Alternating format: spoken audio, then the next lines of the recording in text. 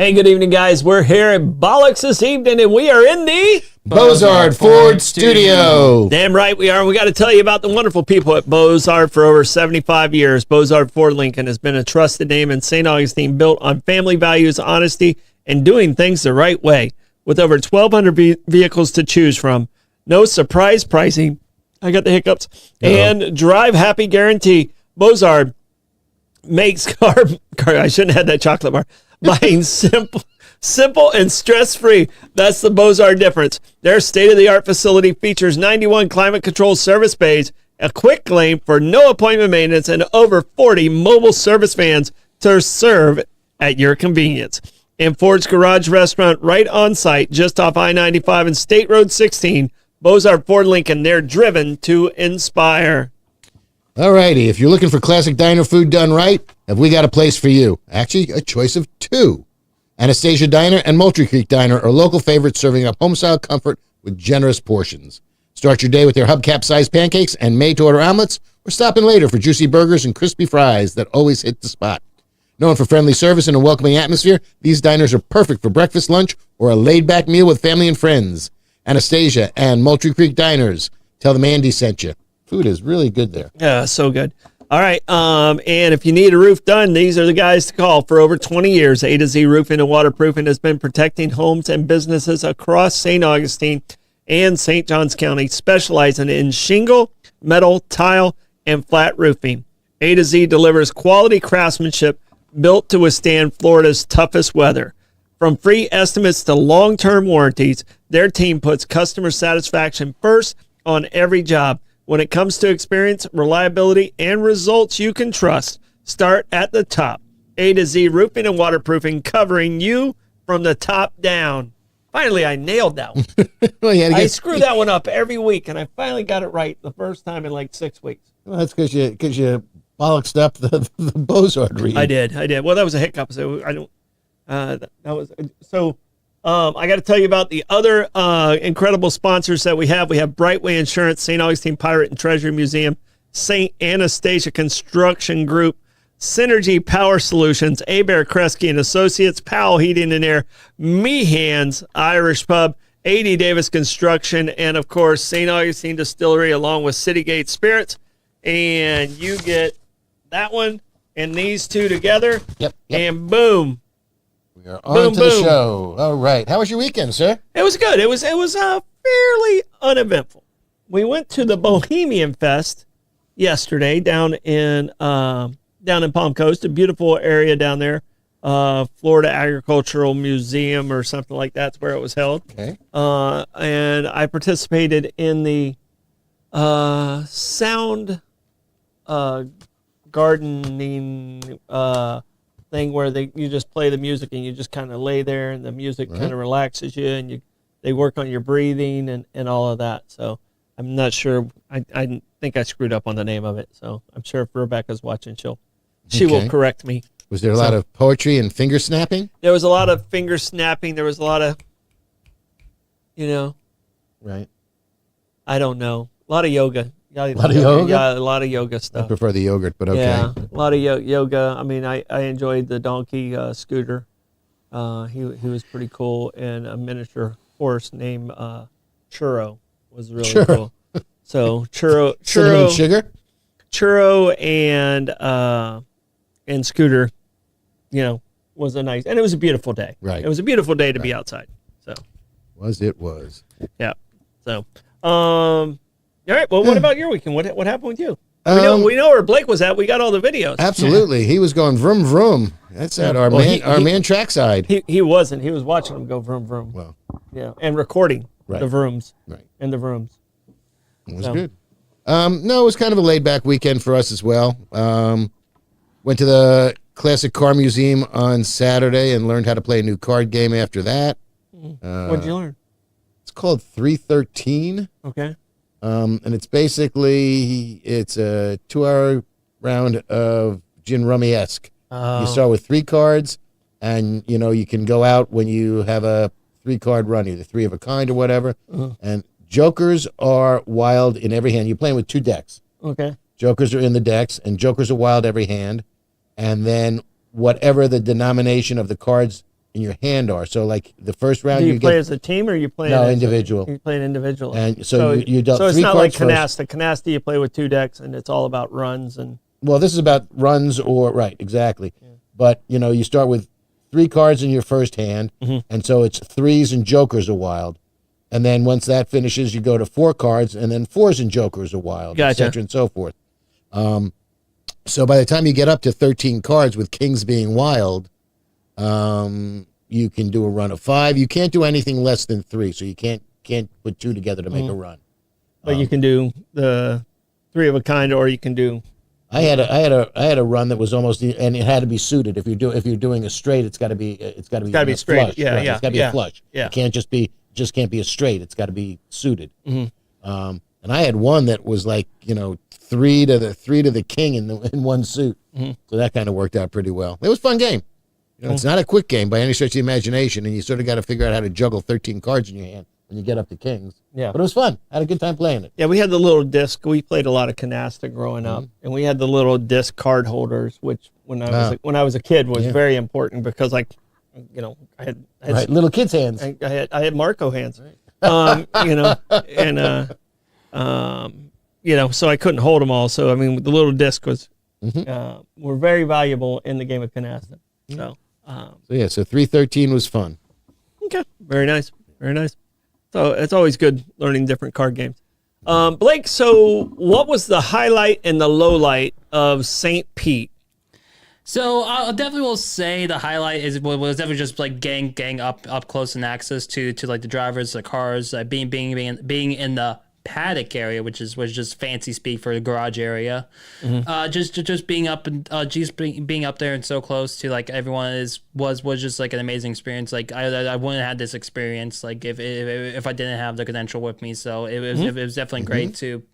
It was definitely an honor to get selected for the media credential. Only thing that kind of was not good was there was no media parking available for me, so which meant I had to spend $90 in parking. Oh wow! Yeah, over 3 days. For over 3 days. Yeah. So Keep your receipt and take it off your taxes, man. That's a business expense. Yeah. So, yeah, and I can write your receipt. All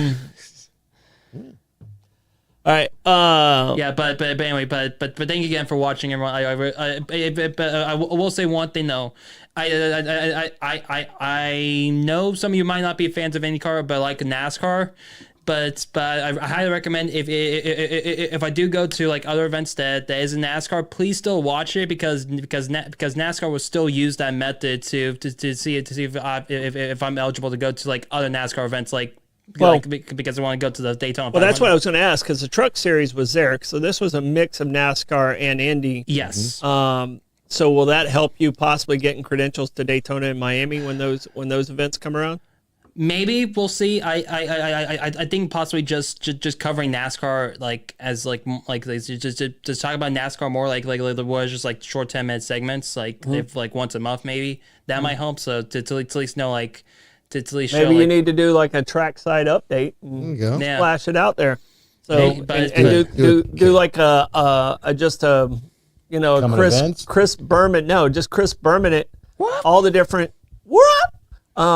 all the different races, because Formula One starts next month. Yeah. You got IndyCar, you got NASCAR, throw in a sprint car here and there, and make a little 2-minute reel out of it. Yeah. Call it trackside. And you've got a fancy event coming up this weekend, don't you? Yeah, there you go. I will be going to the Amelia Concorde Elegance at the Ritz-Carlton up in Amelia Island, but but that's only going to be like a 1-day thing for me. But because I believe all the cars are still going to be there for Saturday and Sunday. So, gotcha. but it's still be nice to walk around, but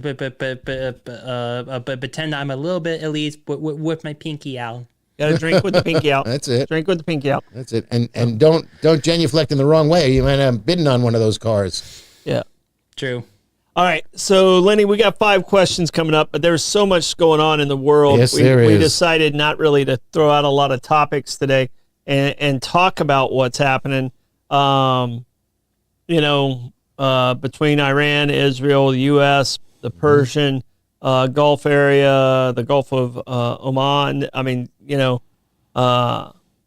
you know, Strait of Hormuz. yeah, the Strait of whole thing. Hormuz. Yeah.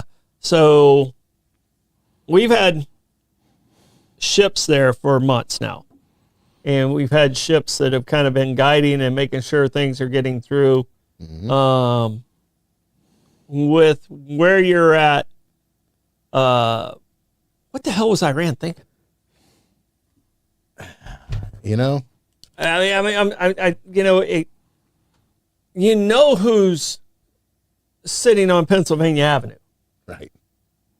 All right. You know he's looking for a fight whenever he can find it. You know, so, and then, are they just ready to go get the virgins they think they're promised? So, You know, the whole thing is wacky because depending on which 15 minutes you listen to something, you know, Israel was going with or without us. So we said, well, if you're going, you know, we'll come to the party with you. What the hell? And everybody said, well, did Israel goad us into doing it? And it was like, you know, Netanyahu's been over here twice in the last, month or so. So this was not a surprise, I would not believe, to anybody that Israel was going to do that. And I don't think, and I think they were saying, well, we're in the neighborhood. You want to come play with us? And they said, sure, why not? well, and I kind of took that as we know Israel's going to win. If we join it, ends it quicker. Does Right. that stabilize the economy faster?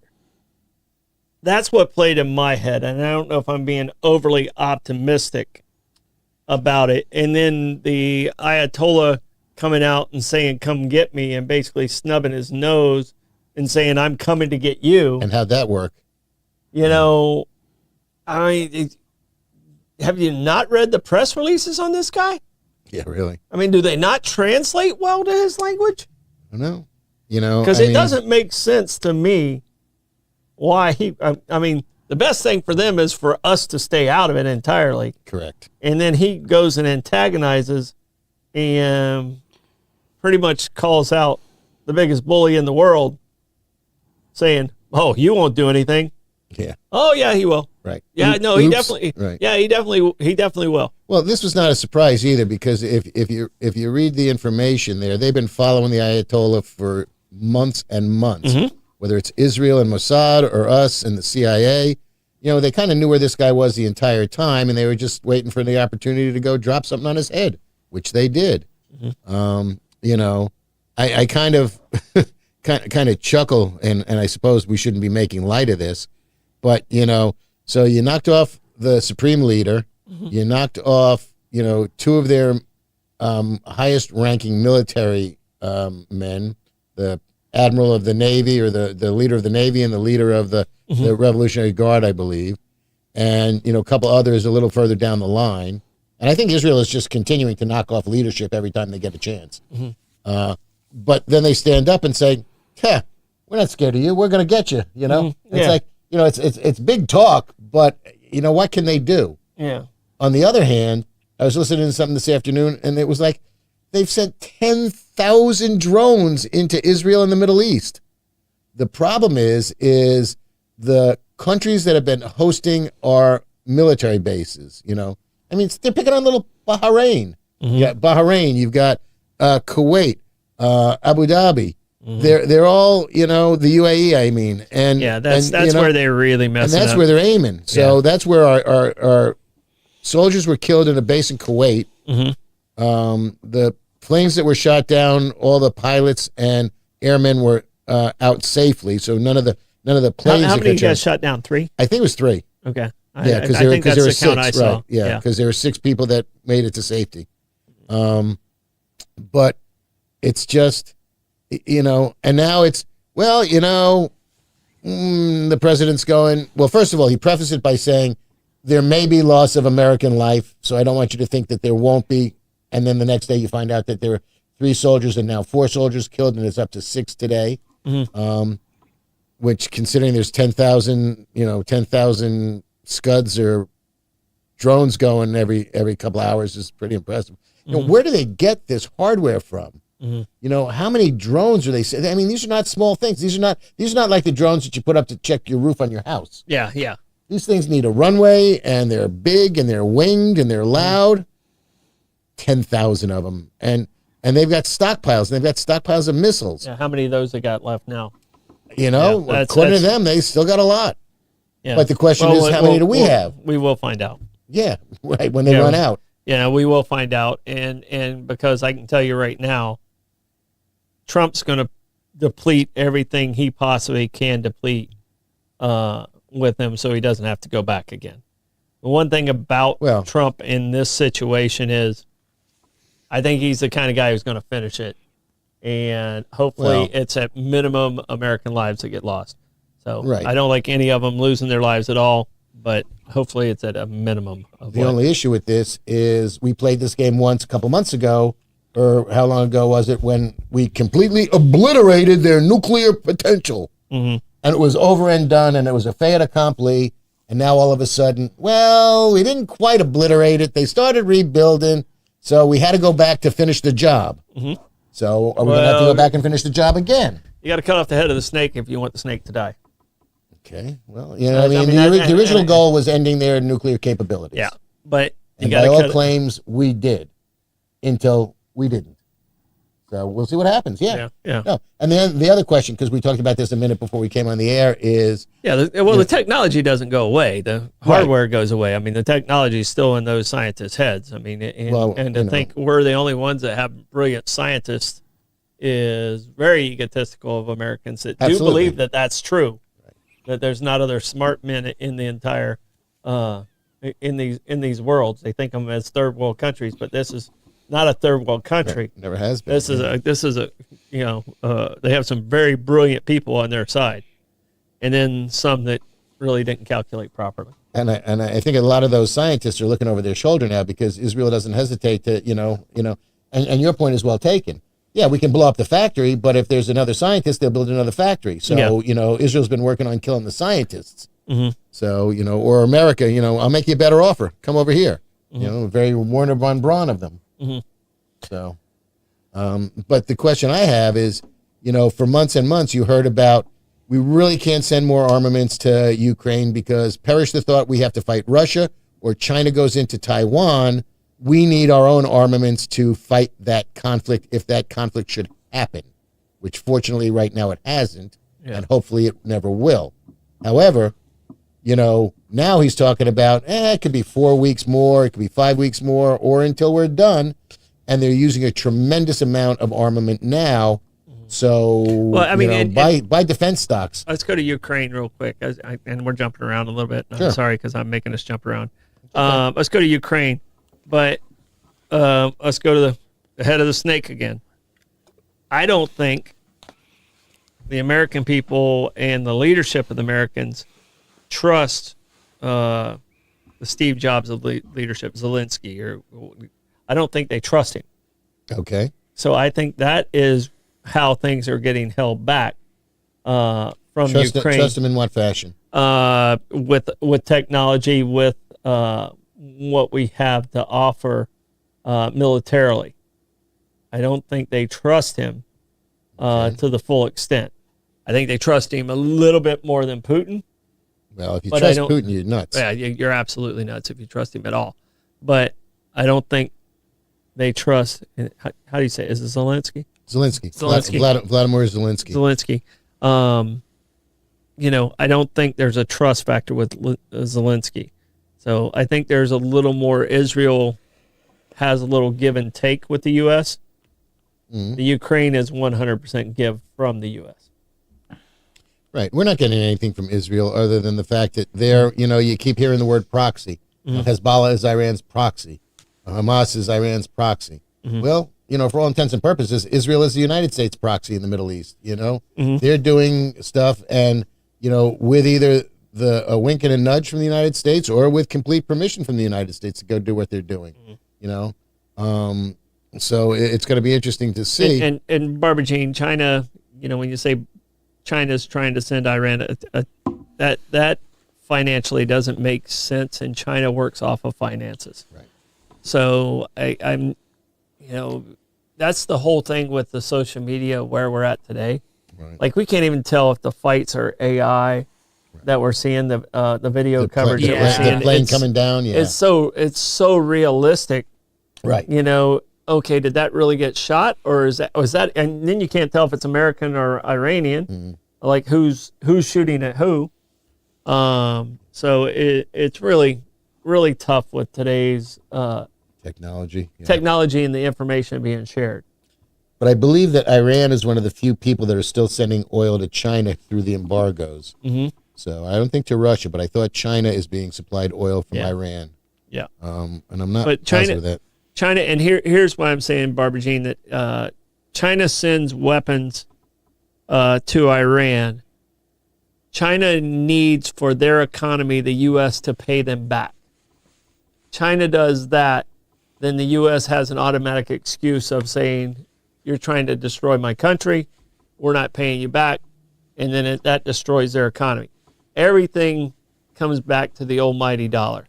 And in this case, it has to do with religion and the almighty dollar. Right. Well, it seems that China is the primary destination for Iranian oil, importing over 80 to 90% of Iran's seaborne crude. Mm-hmm.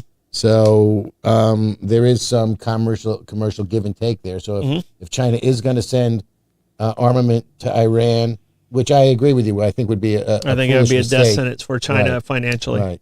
That, but that's how China's so blind, because with all the other sanctions, they don't have a whole lot of choice for oil. Well, I can tell you the one that we need to watch trading with China is India. Right. That's the one. There's a 1.5 billion people there. That's the one we got to kind of keep an eye on. So you're not Russia. worried about Canada and China, because Carney just went to China. I'm not real worried about Canada. He just went to open up a I'm dialogue over in China. I'm pretty sure the Florida National Guard can take Canada in about a week. That's big talk. That's big talk. They got Mounties, man. Yeah. Okay. They got Mounties in Canada. Okay. All right. All right. Tough ass Floridian, ain't you? Well, we stole the Stanley Cup from the last 3 years. They can't be that tough. Yeah, fine, great. So the other day, I bet on the freaking Lightning, leading team in the world. Yeah. Who They were they got the playing? shit kicked out of them. It was like 6-2. Who were they playing? Not a good team. It might have been the Sabres. Okay. As long as they didn't lose to the Blue Jackets. No, Columbus. Yeah. Do they no. do they still have a team, Blake? Which team? Columbus? Yes. Columbus Blue Jackets.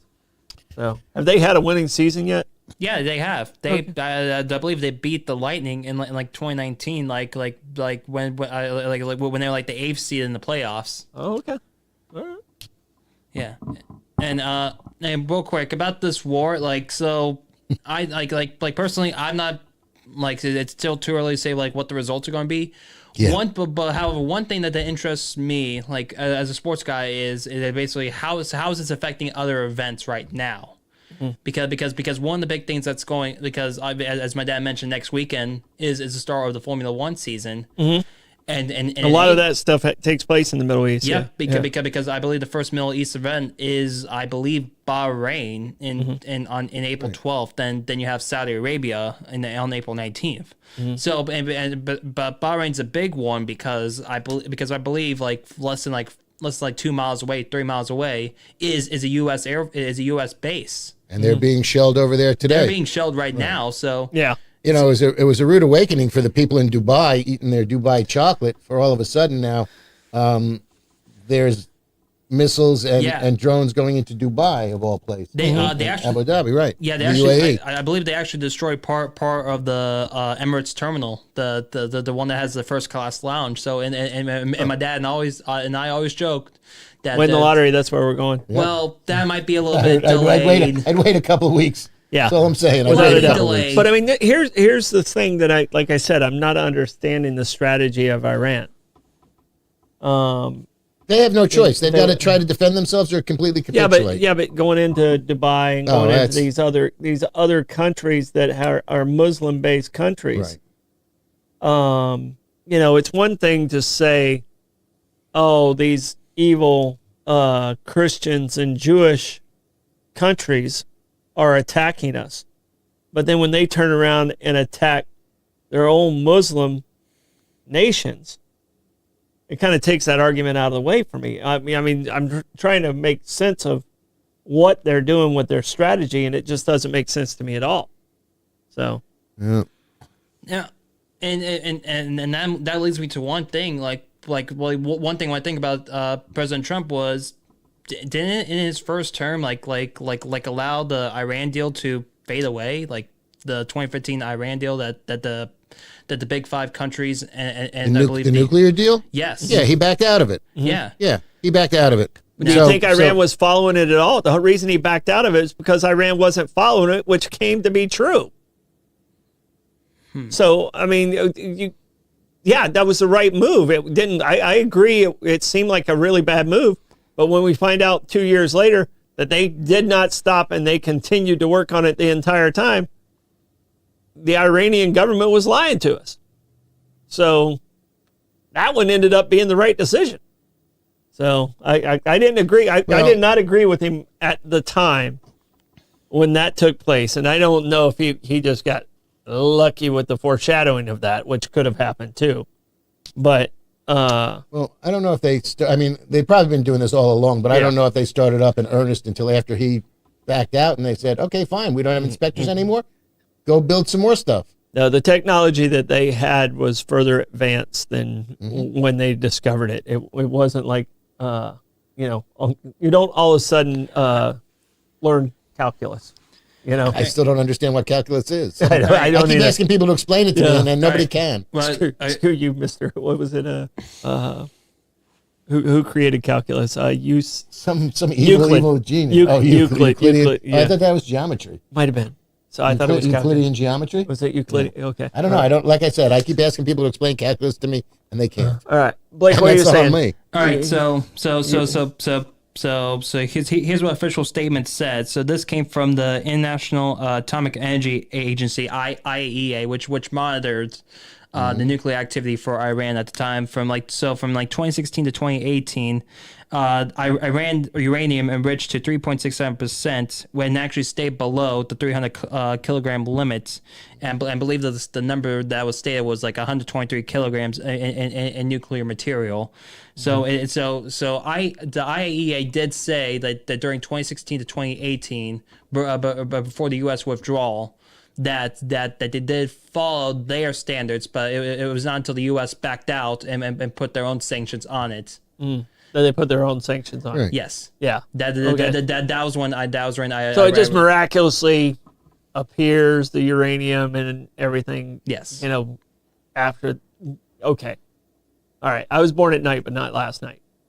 All right. I mean, come on. They had it, and they've proven they can't be trusted. Okay, Fox. So okay, Fox. Yeah. I'd rather be Fox on the winning side than CNN on the losing side. So, yeah. So I just don't understand the strategy of where Iran is at with this, picking the fight with, like, they had enough on their hands with Israel, but they're picking fights, bombing U.S. bases in these other countries, which is, and a lot of these U.S. bases, they have civilians working in these U.S. bases, so they're bombing Locals, yeah. They're bombing locals when they're bombing this. If you wanted to make it a war of religion, you're losing that by doing that. Well, I just looked to see because you've got the schism in Islam between Sunni and Shia, Yeah.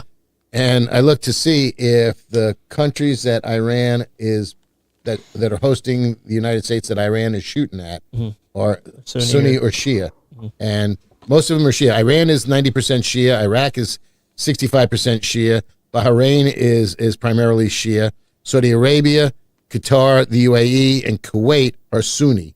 So there is a schism there, but not enough that they need to, it gets a little confusing over there when you're going to try to figure out who's which. Yeah. So And like I said, I hope it is. I always hope things end quickly. And Thank you, Bobby. I hope things are resolved with minimum loss of life. On the civilian side, from their side, and our we're not right now. It doesn't look like we've lost any civilians yet, but there's a possibility that there's contractors over there that this could happen. Right, and we don't know what's going to happen with lone wolves, proxies, sleeper Archimedes, cells, things like that. Yeah, Yeah. right.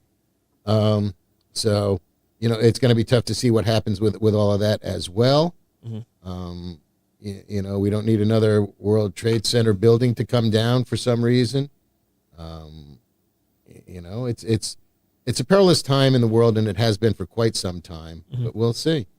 It's going to be hard to fathom. All right. All right. We have 5 questions. It is that time to get started. A lot of these questions are open-ended. Yeah. So please participate if you're in it. Do we want to start off with the non-war question first, and then go into? I have 2 questions, by the way. Yeah, you can. Neither one of mine are war-related questions. Yeah, I just want to talk to Barbara Jean for a second, because she's saying the Iranian people are celebrating. Doesn't that mean anything? Yeah, and President Trump keeps saying, just take over your own country, go out and do it, which is tough to do because they don't have weapons. And they don't. The Revolutionary Guard are going around and whipping up, checkpoints randomly and fluidly. So it's not like it's on this corner, there's a checkpoint, take a different street, and they're trying to control it there. So they can't take control until there is some remnants of control. Correct. Like no one knows who's leading what. Right. And it's what I'm hearing in interviews. Again, Barbara Jean, what I'm hearing from what I'm seeing is the populace is happy about us doing what we're doing, but how long will they be happy if the people that are turning on us turn on them, which has happened in history in the past? So it's a very cautious tight wire and that has to be walked by Israel, has to be walked by the United States, because if they look at their own populace as siding with the infidels, the fanatic side kicks in, and they think they're doing God's work, and they're putting out right now announcements in the streets. If you're here, you're basically performing treason to God, and that's the announcements they're doing as they're going through the streets of Iran. Well, it's going to work to some population and not part of the population, because Persia, when it was Persia, before it was when it was Iran, it had a very split, very fundamentalist society, and obviously since the original revolution became exceedingly much more fundamentalist. But there's still pockets of what's the word I'm looking for? Secular people there that aren't wearing headscarves or burqas or things of that nature. Tough to do, honestly. If you're not wearing a headscarf, you're making yourself a target. And a tremendous amount of the affluent and secular Persians, especially the Iranian Jews, all left the country. Yeah. So there's huge populations in Los Angeles, in New York. There's Persian communities that have great affluence and aren't there, and those are the ones that are saying, okay, but you still have a tremendous amount of people in country that are religious, whether they are completely fundamentalist religion, remains to be seen. And are they going to, are they pissed that they killed the supreme leader, or are they thrilled that they can now relax some standards a little bit? Yeah, but I mean, within the Muslim religion, you're talking about the Sunnis, Shia split. In Nigeria, where we talked about, it was months ago, and we talked about almost the genocide against Christians.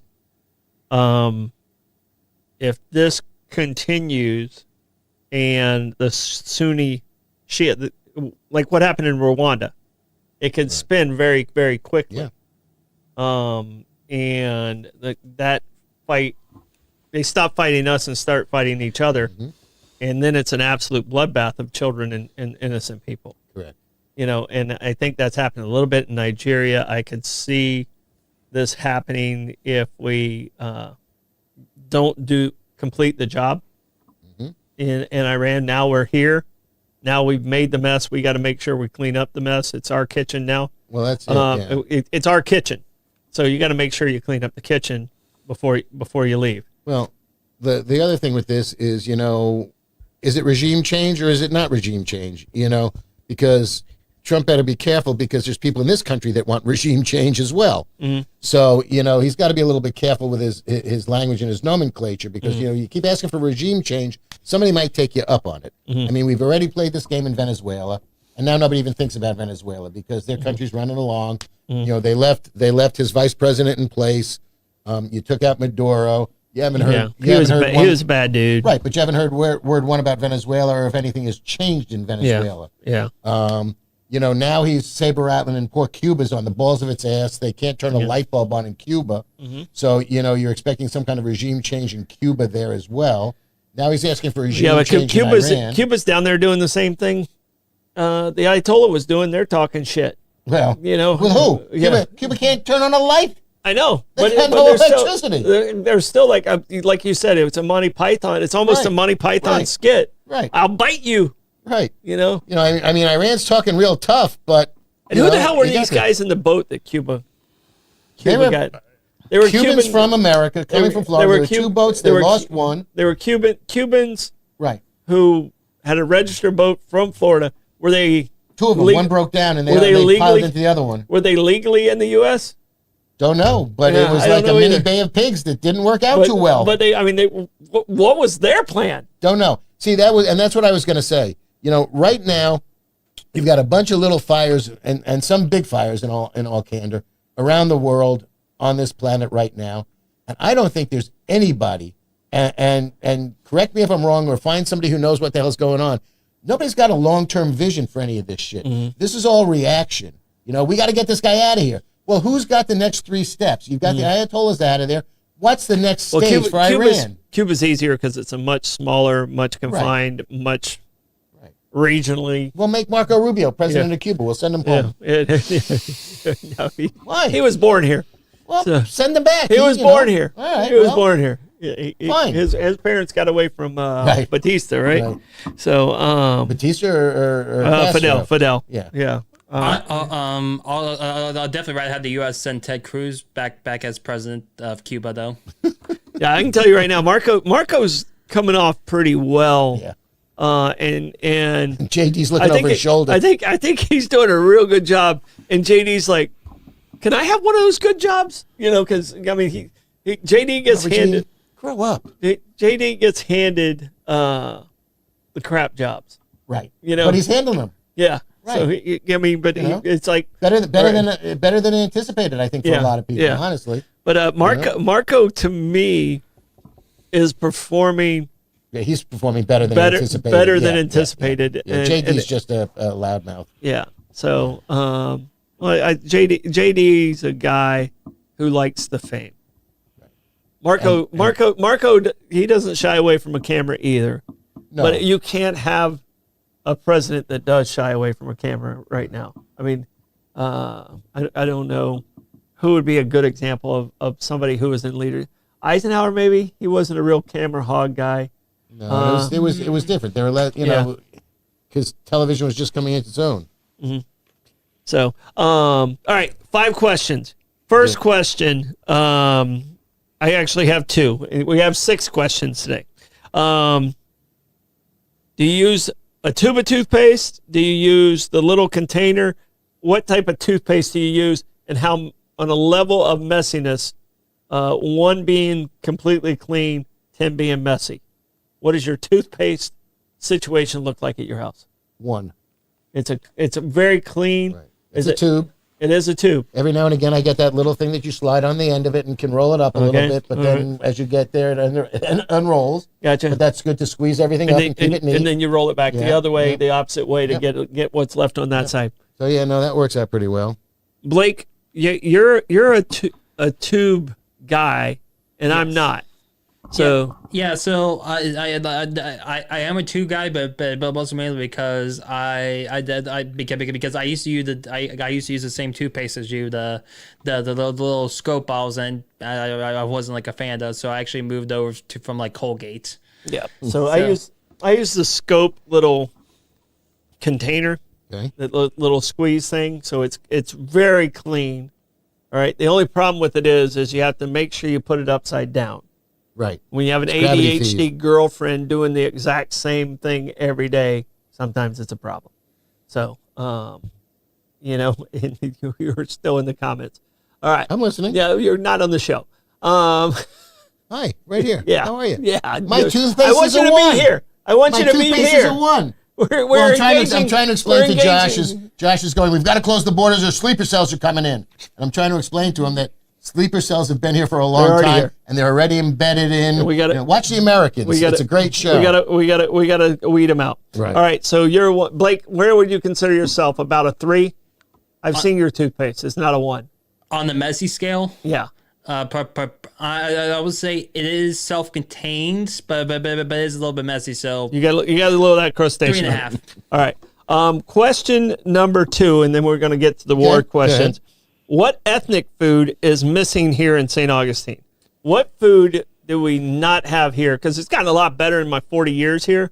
You know, But you know, there's a couple little holes. Where do you think those holes are?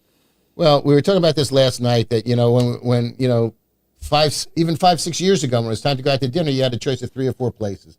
Now there are so many good restaurants in St. Augustine that you really got to think about where you want to go and where you want to eat. But I'm telling you right now, as we keep talking about Israel, and it's a secular country to a degree, you need a damn good kosher deli in this town. 'cause Kosher there deli? isn't one. Where are you getting some good pastrami that's not, Yeah. you need a good steamer with some hot pastrami in it. It's a club roll. You need a good Hebrew National hot dog on a grill. Yeah, so I would say that So a kosher kosher deli would be very kosher nice. restaurant or deli. Yeah. All right, Blake. What ethnic food do you think we need? Because you eat like a middle schooler, so it's like chicken nuggets. Where do you want your or chicken fingers this week? Yeah. Who's got the best chicken nuggets? So me hands. Wow. They're coming in next week. Oh, Yes, they yeah. are. I think we're good on Irish food, though. I do think we're good on Irish. I think we're good on Italian. We're good on Italian. We're Getting good. better, We're yeah. good on Mexican. We're good on. I think French. I think French. you Drunken Horse is really good. And La Nouvelle in the French pantry. Ladeville, yep. You got the little Vietnamese place. Oh, the in French Pat- pantry's a hidden. I forget about Yeah. it. Yeah, they have Oh. a very good burger Get them on too. as a sponsor. Cynthia said Jamaican food. They have a good Caribbean place, but if they focused 100% on the Jamaican, I'm going to Right. agree. They got some. Bobby? They got really good oxtail there. If you like oxtail, and it's in that plaza where Bailey's used to be. Now it's called a different gym. I don't know what. Choose. Oh Choose. yeah, Yeah. that's over by Yeah. So Dollar that- Tree. Yeah, that Which one. isn't a dollar. It's not a high end Jamaican place, which we really could use. But I Mr. Giles. Yeah.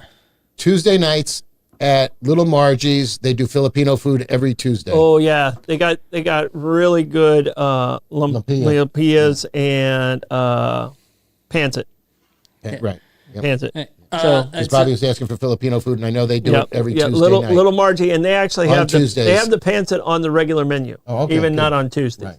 So, Good. and if I want Filipino food, that's where I go. Mm-hmm. And then there's a food truck in the one where that curve is that also has Filipino food.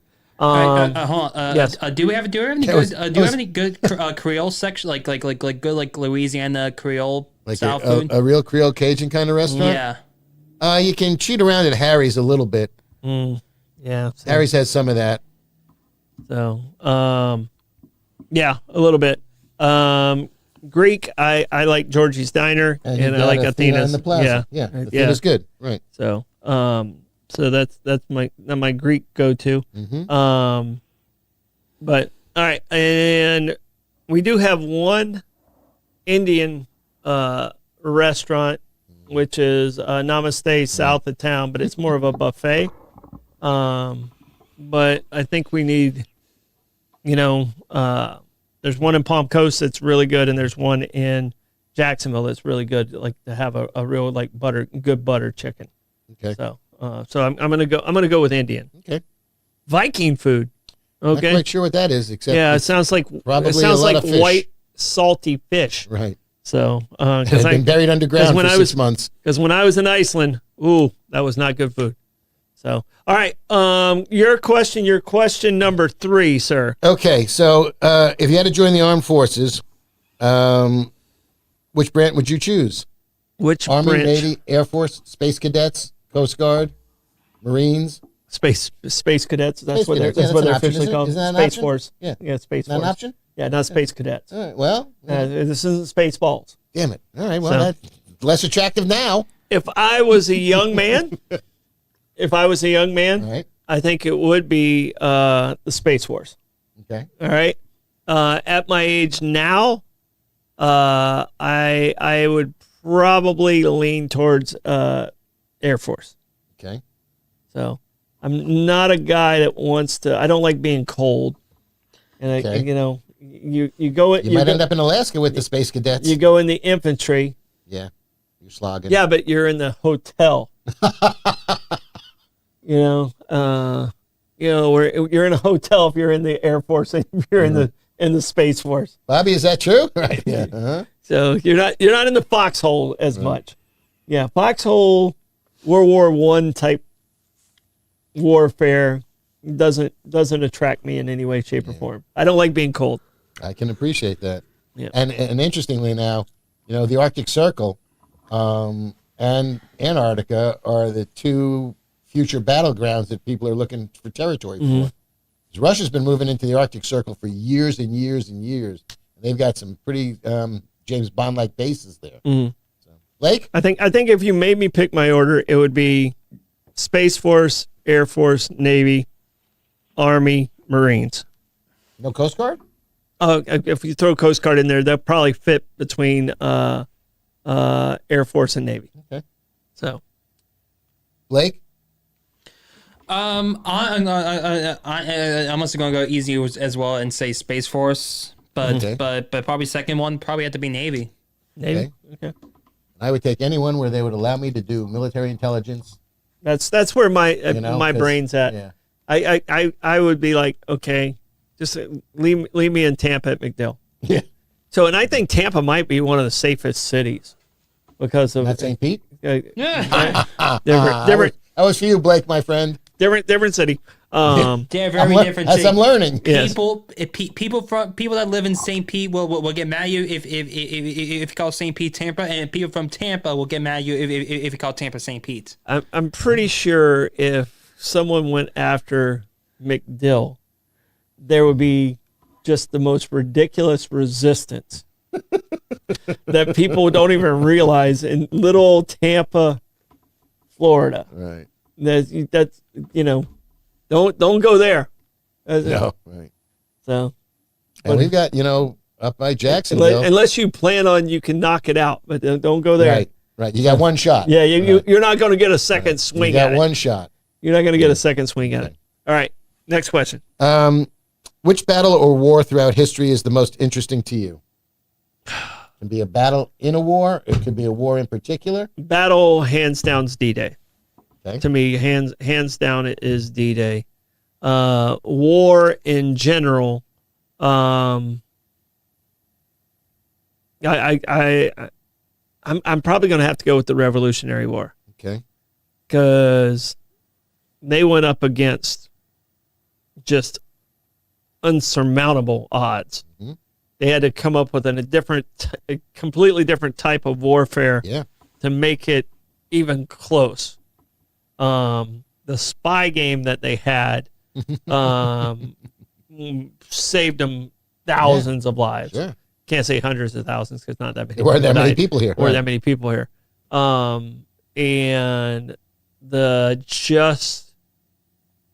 everyone buying into the same mission on their side. Not everybody in the country bought into the same mission, but the people that were on the colonial army side bought into it. And just because of the brutality of the British did themselves absolutely no favor. They put more fight in the American people than they needed to. And just the way that folds and creates our country, I think the Revolutionary, if you make me pick a war, it's Revolutionary. You make me pick a battle, it's D-Day. So, Blake? Who? No, so which war that I would like to be a part of, or No, that you have Which the, is most interesting most to you? interesting to you? uh, And Blake, you were talking and you put it on my forehead as I was scratching it. Come on, producer, director. Can't get away with anything here. Tough room, baby. Yeah. I've been saying that for years. I know the obvious one, like probably for me is like World War II. But if I had to pick another one, probably Spanish American War. Okay. Yeah, All right. All the way over in the Philippines. yeah. There you go. I'm going to have to go with the Civil War just because it is so, even to this day, fascinating. Absolutely fascinating. The machinations, the growth of technology during that war, from muskets to Gatling guns, to spying from hot air balloons. You had trains and telegraphs coming into play. So there was, from the start of the Civil War to the end of the Civil War, the technology and the information available, the weaponry available had leapfrogged 10, 12-fold, I would think. If I had to pick a battle, it might be the Tet Offensive, because that was really a turning point in the Vietnam War. Yeah, that was really. That was tough. The Tet Offensive. Yeah, and by the way, that wasn't good on our side though. Happy Year of the Horse. Yeah, that wasn't good on our side. No. But when you talk about the Civil War, and in my mind and everything I've read, if the North would have had the right guy in charge at the very beginning, it could have ended in 2 years. If they could have continued to push Lee, because Lee lost some battles early, Right. and if they would have pushed him, it would have been over. But they played the same way the British did during the Revolutionary War. It was about winning that battle and not pursuing the kill. It was one battle at a time. Right. For your name is basically what it was. Right. And by the time they got the Grant and Sherman and the guys at the end of the war Right. that were ready to finish it, if they'd have started with those guys at the beginning, the Civil War might have been done in in 2 years. Yeah, the Union percolated through a tremendous amount of generals to figure out who knew what the hell was going on there, for sure. Yeah. Yeah. So, yeah. But the other thing that's interesting is, do you think the Republic of, the Confederacy is jealous of the Republic of Texas? Republic of Texas was a country for 9 years. Confederacy was only a country for 3.5. Right. So, Yeah. so And Texas, when it came into the Union, Texas seceded and joined the Confederacy. they joined in 61. So Thank you, Bobby. fairly early on. So, all right. Next question. Which war, book, movie, or play made the most impact on you?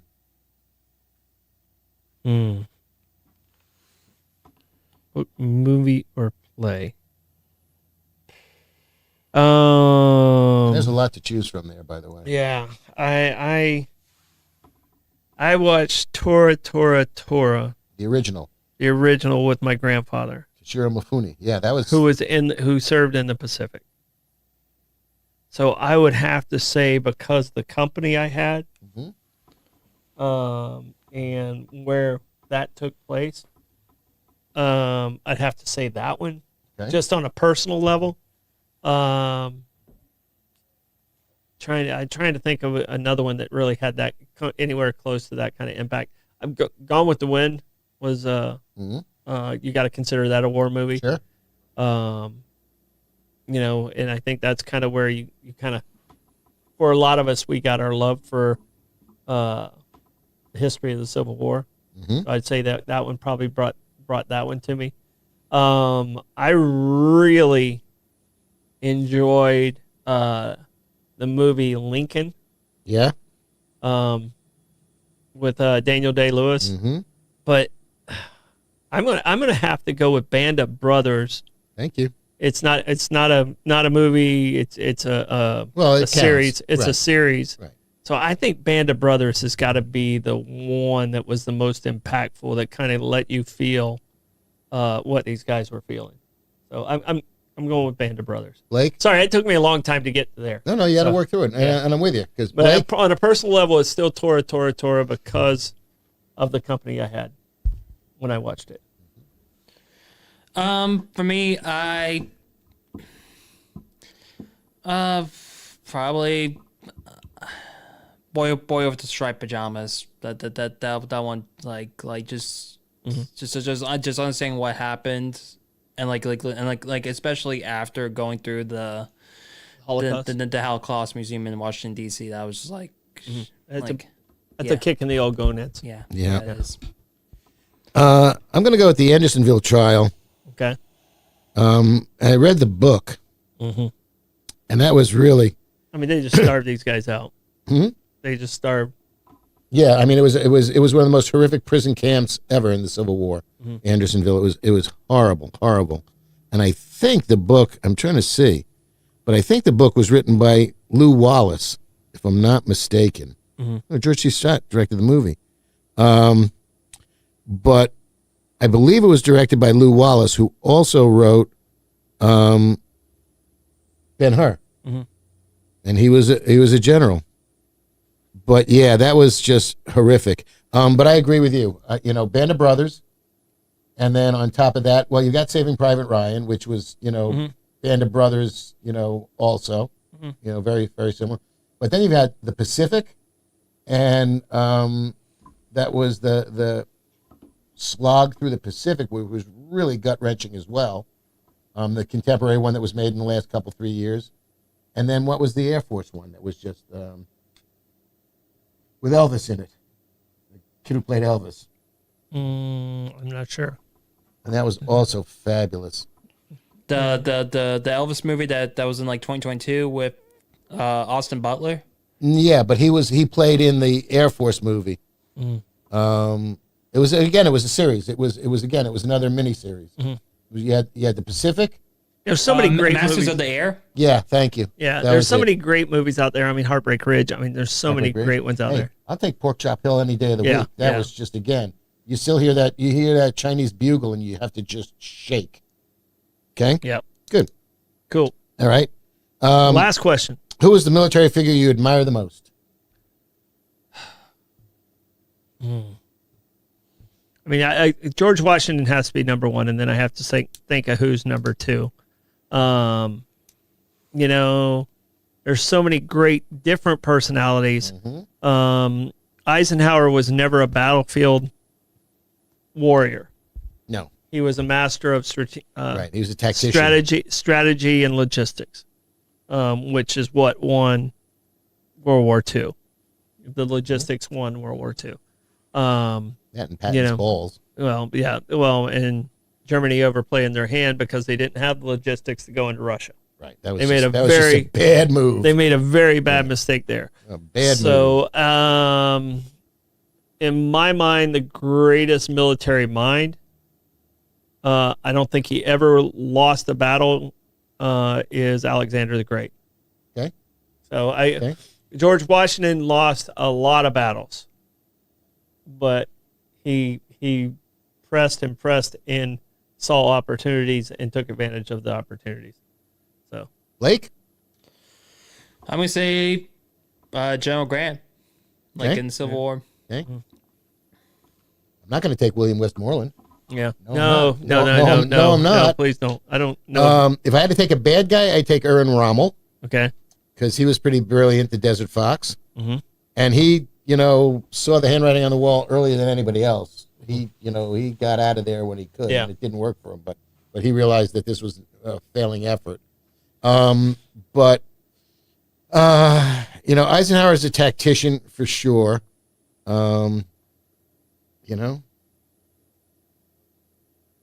You just got to give Patton a lot of credit for, and again, he said, let's keep going. Let's push. He wanted to keep going right into Russia.